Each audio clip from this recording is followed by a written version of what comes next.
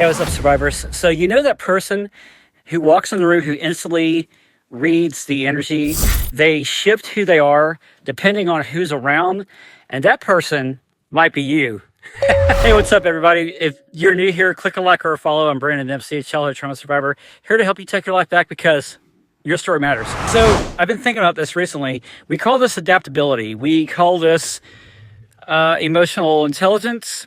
But for many survivors and childhood trauma abuse victims, survivors rather, neglect isn't a talent, it's a wound.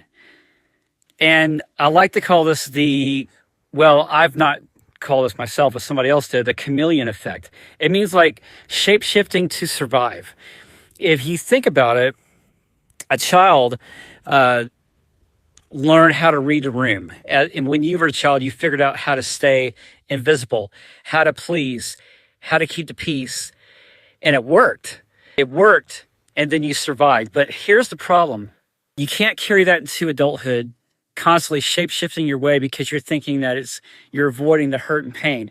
Because you can't heal if you're never fully you. So the problem with shape-shifting is that it comes with a cost. There is the emotional burnout, the identity confusion, secret resentment of yourself. Every time that you bite your tongue or pretend to be fine, and yet you send yourself the message, yeah, but I guess what I have to say doesn't matter, or what I'm seeing is not right, which is false. Because see, when we begin to heal, you stop performing.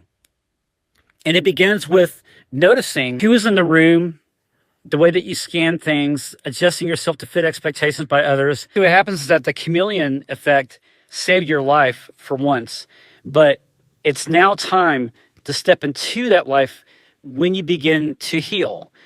You step into the messiness, the discomfort, the raw, unedited version of yourself. You're meant to live fully connected, away from the past and into the present.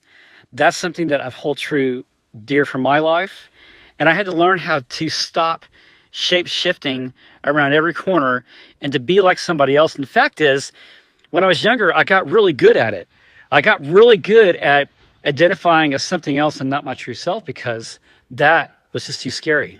And the best part is that when I began to uncover the multi-shades of disguises that I put up, and I began to see my true self, it was scary because I thought if others couldn't accept me and I couldn't accept me, how can I live as the real me?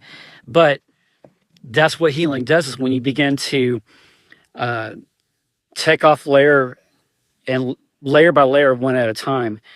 And then you realize that, hey, this is my own skin. This is my own core. And I can be safe looking at it and being with it. And as you heal, that wound doesn't become so ugly as it used to be. So therefore, I didn't have to put up disguises anymore. And so now life has a new meaning for me because I am fully present, fully connected in the here and now, and not the way that I was. So I say this to you today, that if you're struggling with this chameleon effect, you can take hope and you can take assurance that that was not being your true self, but now you can be. And as you learn how to heal these factors in your life and the fractures that you've been through and all the trauma and all the hurt and all the pain, you no longer have to stay there anymore. So hope this helps. Remember, your story matters.